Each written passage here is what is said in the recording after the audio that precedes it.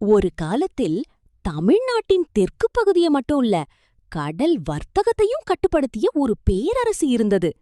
அவர்களின் பெயர் பாண்டியர்கள். ரோமர் முதல் அரபு வணிகர்கள் வரை அனைவரும் இவர்களோட நாட்டுக்கு வந்தாங்க. ஆனா அவ்ளோ பவர்ஃபுல்லா இருந்த பேரரசு இறுதியில் எப்படி வீழ்ந்தது? இந்த வீடியோவில் பாண்டியர்களின் ரைஸ், அவர்களின் அட்மினிஸ்ட்ரேஷன், வார் ஸ்ட்ராட்டஜிஸ், அச்சீவ்மெண்ட்ஸ் மற்றும் ப்ரூட்டல் ஃபால் பற்றி பார்க்க போறோம். பாண்டியர்களின் ஆரம்பம். பாண்டியர்கள் தமிழகத்தின் ஓல்டஸ்ட் டைனஸ்டீஸ்ல ஒரு டைனஸ்டி. அவர்களின் தலைநகர் மதுரை. சங்க இலக்கியங்களிலேயே பாண்டியர்களை பற்றிய குறிப்புகள் கிடைக்கிறது. அதாவது 2000 வருடங்களுக்கு முன்பே அவர்கள் ஒரு பவர்ஃபுல் கிங்டமா இருந்திருக்காங்க. அந்த காலத்தில் மதுரை ஒரு சாதாரண நகரம் இல்ல. அது தமிழ் கலாச்சாரம், வர்த்தகம், கவிதை மற்றும் அரசியலின் மையம். பாண்டியர்களின் பிக்கெஸ்ட் ஸ்ட்ரென்த் என்னன்னா கடல் வர்த்தகம். பேர்ல் ஃபிஷிங் மூலம் அவர்கள் மிகப்பெரிய செல்வந்தர்களாக மாறினாங்க. ரோம நாட்டுக்கே பேர்ல்ஸ் எக்ஸ்போர்ட் பண்ணியிருக்காங்க. Administration system. பாண்டியர்களின் அட்மினிஸ்ட்ரேஷன் அந்த காலத்துக்கு ரொம்ப அட்வான்ஸ்ட். கிங் தான் சுப்ரீம் ரூலர். ஆனா அவருக்கு கீழே மினிஸ்டர்ஸ் இருந்தாங்க. ஒவ்வொருவருக்கும் தனி வேலை. Tax collection, trade management, war planning, law and justice.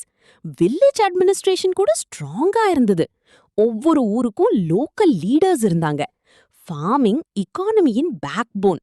Vaigai ஆற்றை சுற்றி விவசாயம் பெரிய அளவில் நடந்தது. அவர்கள் டாக்ஸஸ் கலெக்ட் பண்ணினாலும் ட்ரேட என்கரேஜ் பண்ணாங்க. இதனால மதுரை ஒரு இன்டர்நேஷனல் ட்ரேட் சிட்டியா மாறியது. Arab traders, Roman merchants, Sri Lankan traders எல்லாரும் மதுரைக்கு வந்தாங்க. பாண்டியர்களின் ஆர்மி. தென்னிந்தியாவில் மிகவும் டேஞ்சரஸ் ஆர்மீஸ்ல ஒன்று.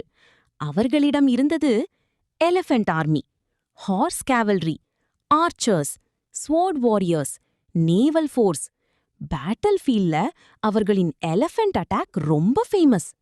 எனிமி சோல்ஜர்ஸ் யானைப்படைய பார்த்தாலே பயந்துருவாங்க. வார் ஸ்ட்ராட்டஜில பாண்டியர்கள் கிளவர். அவர்கள் டெரெயின் அட்வான்டேஜ் யூஸ் பண்ணுவாங்க. Forest areas, river paths, mountains இவற்றை டாக்டிக்கலா பயன்படுத்தினாங்க. நைட் அட்டாக்ஸ் கூட நடத்தியிருக்காங்க.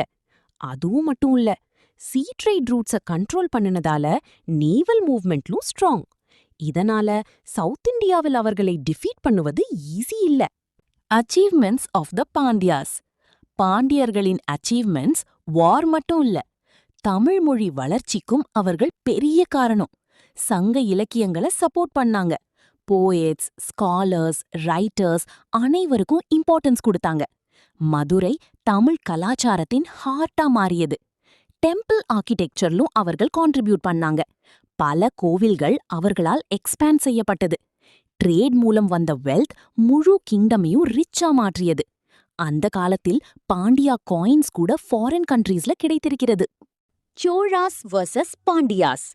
ஆனா பாண்டியர்களின் பிக்கெஸ்ட் சேலஞ்ச் சோழா டைனஸ்டி. சோழர்களும் பாண்டியர்களும் பல வருடங்கள் போரிட்டாங்க. ஒரு நேரத்துல சோழர்கள் டாமினேட் பண்ணினாங்க. பாண்டிய கிங்டம் வீக்கன் ஆனது. ஆனா பின்னாடி பாண்டியர்கள் கம்பேக் கொடுத்தாங்க. சில பேட்டில்ஸ்ல சோழர்களையே டிஃபீட் பண்ணினாங்க. இதனால் சவுத் இந்தியா முழுக்க பவர் ஸ்ட்ரகிள் நடந்தது. The fall of the Pandya empire.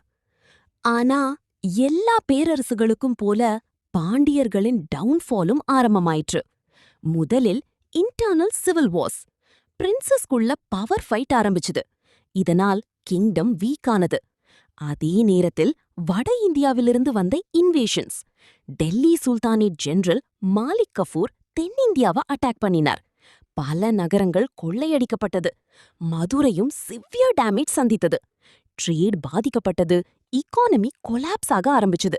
Strong leadership இல்லாததால் பாண்டிய எம்பையர் ஸ்லோலி ஸ்பிளிட் ஆகி மறைந்தது. ஆனா பாண்டியர்கள் மறைந்தாலும் அவர்களின் லெகசி இன்னும் வாழ்கிறது. மதுரை, தமிழ் கலாச்சாரம், சங்க இலக்கியங்கள் மற்றும் பழமையான கோவில்கள் இவையெல்லாம் ஒரு பவர்ஃபுல் தமிழ் எம்பையர் இருந்ததற்கான சாட்சிகள். ஒரு காலத்தில் கடலையும் வர்த்தகத்தையும் கட்டுப்படுத்திய அந்த பாண்டிய பேரரசு இன்று வரலாற்றின் ஒரு மறக்க முடியாத சாப்டர்.